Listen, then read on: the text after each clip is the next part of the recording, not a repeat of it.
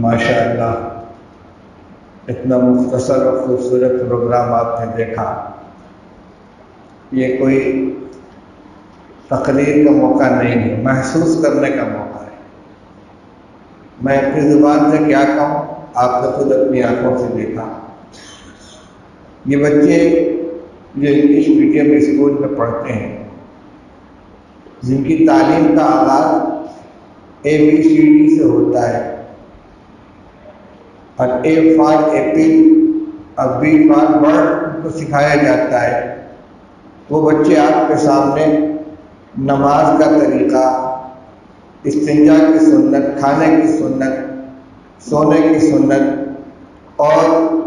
قرآن، سب سے بڑی چیز قرآن پاک کو پوری تصحیح کے ساتھ پڑھنا۔ جبکہ عام طور پر جن لوگوں نے اس کا اہتمام نہیں کیا ہے، ان کا قرآن جب حلقے میں بیٹھ کر سنا جاتا ہے تو سورہ فاتحہ کی عموماً ٹھیک نہیں ہوتی۔ یہ بچے جن کا آغاز اس اہتمام کے ساتھ ہو رہا ہے کہ قواعد اور اجرائے قواعد کے ساتھ اعوذ باللہ سے آغاز کر رہے ہیں، اس کا ثمرہ کتنا اچھا سامنے آئے گا۔ انشاءاللہ وہ چند مہینوں کے بعد آپ اس کو مشاہدہ کر لیں گے۔ واقعی جی خوش ہوا۔ صرف 6-7 مہینے کی یہ محنت، ہمارے بچوں کو اللہ نے خود صلاحیت دی، ہم ان صلاحیتوں کا استعمال نہیں کرتے، نہ سرپرست توجہ دیتے ہیں، نہ بچوں کی صلاحیت کو اجاگر کرنے کے لیے طریقہ تعلیم کو اختیار کیا جاتا ہے جس سے ان کی خفیہ صلاحیت بیدار ہو سکے، ان کا جوہر کھل کر سامنے آئے۔ یہی بچے جب انگلش میڈیم اسکول کے پروگرام میں شریک ہوتے ہیں، تڑ انگریزی بولتے ہیں اور اپنے پروگرام کے دوسرے پارٹس ادا کرتے ہیں، تو لوگ ان کو بہت پسندیدگی کی نگاہ سے دیکھتے ہیں۔ وہ ان کے اس موضوع کا ایک نتیجہ ہوتا ہے۔ آپ نے دیکھا کہ وہی صلاحیت، ان کی وہی محنت اور وہی لگن جب دینی تعلیم کے اندر استعمال کی گئی تو یہ چھوٹے چھوٹے بچے یہ کلمہ بھی بتا رہے ہیں، اس کا معنی و ترجمہ بھی بتا رہے ہیں، حدیث سنا رہے ہیں، اور عربی کے الفاظ بالکل صحیح حرکت، صحیح اعراب کے ساتھ پڑھ رہے، اس کا ترجمہ بتا رہے ہیں۔ مختلف نمونے آپ کے سامنے آئے، اس لیے قابل مبارکباد ہیں ہمارے وہ علماء اور وہ احباب کہ جو اپنا وقت صرف کر کے جمعیت الماہرین کے زیر انتظام دینی تعلیمی بورڈ کے نصاب اور اس کے طریقہ تعلیم کے تحت منظم دینی مکاتب چلا رہے ہیں۔ یہ آپ جو منظم سن رہے سنتے کہ منظم کیا چیز ہے؟ بھائی مکاتب کا سلسلہ تو بہت دنوں سے چل رہا ہے۔ کسی بھی مسجد میں حافظ جی بیٹھ گئے، گاؤں کے بچے آئے، کون آ رہا ہے کون نہیں آ رہا ہے، کیا پڑھ رہا ہے، پڑھتا ہے کہ نہیں پڑھتا ہے، مجہول پڑھ رہا ہے کہ معروف پڑھ رہا ہے، حاضری ہے کہ نہیں ہے، بس ایک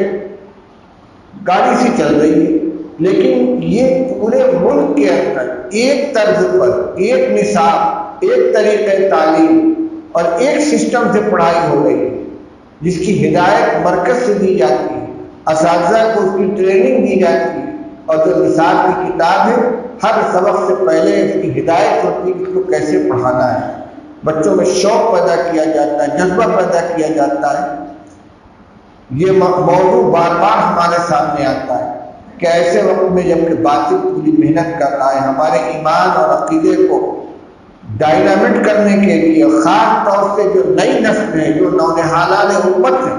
ان کے اندر سے دین کو ختم کرنے کے لیے طرح طرح کی کوششیں ہو رہی ہیں۔ ایسے وقت میں اپنی اور اپنے بچوں کے ایمان، ان کے دین، ان کے عقیدے کی حفاظت اور بنیادی دینی تعلیم کو ان کو آراستہ کرنا، یہ ہمارا سب سے اہم فریضہ ہے۔ مولانا علی میاں صاحب کا ایک جملہ دعوت نامے کے اندر لکھا ہوا ہے، بالکل صحیح ہے۔ اولاد کو غذا مہیا کرانا، پانی مہیا کرانا، لباس مہیا کرانا، ان کے سر پہ سایہ مہیا کرانا، ان کی بیماری میں ان کو ان کے لیے دوا کا علاج کرانا، یہ سب ماں باپ بلکہ خاص طور سے باپ یہ سمجھتے ہیں کہ ہماری تنہا ذمہ داری ہے، اس میں کوتاہی کریں گے تو ہم مجرم قرار پائیں گے۔ بھائی یہ ضرورت تو وہ ہے کہ جو ایک مسلمان سے زیادہ غیر مسلم محسوس کرتا ہے، اپنی اولاد کی تربیت کے لیے، اس کے پالنے پوسنے کے لیے، دنیاوی ضرورتوں کو پورا کرنے کے لیے فکر مند ہوتا ہے، بحیثیت مسلمان ہونے کے، بحیثیت کلمہ گو ہونے کے۔ ہماری ان سب سے زیادہ اہم ضرورت یہ ہے کہ اپنے بچوں کو بچپن سے دین اور اسلام سکھائیں، ان کی گھٹی کے اندر اسلام پلائیں، تاکہ یہ جو فتنے آ رہے ہیں ایمان پر ڈاکہ ڈالنے کے لیے، دنیا کے لالچ اور دنیا کی سنہری کرنیں دکھلا کر ان کو دین سے بچلانے والی، ان کے سیلاب میں یہ نہ بہ جائے، دھوکہ نہ کھا جائے۔ جب ان کی گھٹی میں ایمان پیوست ہو جائے گا، اللہ اور اس کے رسول کو پہچان لیں گے، کلمہ کو جان لیں گے، آخرت کے عقیدے کو جان لیں گے۔ ابھی تو نمونہ آیا ہے، جب یہ تعلیم آگے پڑھے گی، درجہ 2 درجہ 3 درجہ شہادت تک جائیں گے، تو پوری تعلیم اور اسلام کرنے کی اتنی چیزیں سب کو معلوم ہو جائیں گی۔ عقیدے میں کیا کیا چیزیں ضروری ہیں، عبادتیں کتنی ہیں، ان کے مسائل ضروری کیا ہیں، انشاءاللہ جس کو ہم بنیادی دینی تعلیم کہتے ہیں، ان 4-5 سال کے اندر وہ مکمل ہو جائے گی۔ اس لیے آپ اپنے بچوں کو کہیں بھی تعلیم دلا رہے ہوں یا نہ دلا رہے ہوں، آپ کے مسجد، آپ کے مکان سے قریب جو سا مکتب پڑھتا ہو، اس مکتب یہ مسجد بلال کا مکتب ہے، اور کہاں چل رہا ہے، گڑھ کی مسجد میں، اشفاق نگر میں، انصار نگر میں، سب جمعیت علماء بنارس کے زیر انتظام دینی تعلیم بورڈ کے سسٹم سے چل رہا ہے۔ اپنے بچوں کو اس میں ضرور داخل کریں، اور بہت تجربوں کے بعد جو نظام بنایا گیا ہے یہ بڑا پختہ ہے، اور یکسانیت کی سب سے بڑی چیز ہے کہ جہاں بھی یہ نظام چل رہا ہے سب ایک طرح سے چل رہا ہے۔ اب خاص طور سے وہ لوگ جو اپنے بچوں کو انگلش میڈیم اسکول میں تعلیم دلاتے ہیں، اگرچہ آج ہمارے بہت سے مسلمان بھائی اسکول قائم کر کے اس میں دینی تعلیم کا ایک حصہ شامل کرتے ہیں، لیکن وہاں سلیبس میں بہت سی چیزیں ہوتی ہیں، اس لیے پورا وقت اور جتنا اہتمام دینی تعلیم کے لیے ہونا چاہیے اور درجہ بدرجہ ترقی کرتے ہوئے آخر تک پہنچنا چاہیے، غالباً ان کی مجبوری ہے کہ اتنا وقت نہیں دے سکتے، اور یہاں ساری محنت جو ہوتی ہے دینی تعلیم کے اوپر ہوتی ہے، اور صرف مغرب سے لے کر عشاء تک کا وقت ہے۔ اس لیے آپ کہیں پڑھا رہے ہوں یا نہ پڑھا رہے ہوں، وہاں تعلیم کا نظام ہو دینی یا نہ ہو، میں یہ چاہتا ہوں کہ سارے بچے ان مکاتب کے اندر آئیں، تاکہ مقصود بنا کر، نشانہ بنا کر، ہدف بنا کر ان کی دینی تعلیم کے اوپر محنت کی جائے اور ان کی بنیاد مضبوط ہو۔ قابل مبارکباد ہے اس کام کو کرنے والے، اور ان کو ہمت اور عزیمت کے ساتھ کام کرنا چاہیے۔ دینی تعلیمی بورڈ کا قیام تو بہت پہلے ہوا تھا، لیکن حضرت مولانا سید اسد صاحب مدنی رحمۃ اللہ علیہ کے دور میں اس کا احیاء ہوا، اور جو موجودہ قیادت ہے مولانا سید محمود اسد مدنی، انہوں نے اور ورکنگ کمیٹی نے، ان کے رفقا نے اس کے اوپر پورا زور خرچ کیا۔ مفتی سلمان صاحب منصور پوری اس کی جنرل سیکریٹری ہیں، اور نام کا میں صدر ہوں، کبھی کسی میٹنگ میں شرکت ہو گئی یا مشورہ ہو گیا، ورنہ اس پورے ملک کے اندر ایک ہوا چل رہی ہے۔ تمل ناڈو، کرناٹک، آندھرا، مہاراشٹر، ہر جگہ صوبائی دینی تعلیمی بورڈ کے ماتحت پروگرام ہو رہے ہیں، جائزہ لیا جا رہا ہے، اور طریقہ کار پر مشورہ ہوتا ہے، حرکت پیدا ہوگی۔ اللہ نے بنارس والوں کو نوازا ہے، ہر اعتبار سے نوازا ہے، بس فکر ہو جانی چاہیے، احساس ہو جانا چاہیے۔ میں سمجھتا ہوں کہ آج کے اس نمونے کو دیکھ کر تمام لوگوں کے اندر شوق پیدا ہوگا، اور جن کے بچے نہیں داخل ہوگے اپنے بچوں کو ان مکاتب کے اندر داخل کریں گے، اور جو کام اصل میں والد کا ہے کہ اپنے بچوں کی دینی تعلیم کا انتظام کریں، ان کی ذمہ داری کو مکتب نے اپنے سر لے لیا ہے۔ ان کا کام صرف اتنا ہے کہ اس کی جو ضروریات ہیں ان کو فراہم کریں، اس کے جو مصارف ہیں ان کو ادا کریں، اور وقت پر بچوں کو مکتب میں بھیجیں، ان کی حاضری کی نگرانی کریں، تو انشاءاللہ آپ کے مکتب والوں کے تعاون سے یہ کام آگے چلتا رہے گا اور کامیابی کی منزل طے کرے گا۔ اللہ تعالیٰ ہم سب کو ہمارے مقاصد کے اندر کامیابی عطا فرمائے اور ہمارے بچوں کو ایمان اور دین اور ان کے عقیدے کی حفاظت فرمائے، ترقی کے موقع دے۔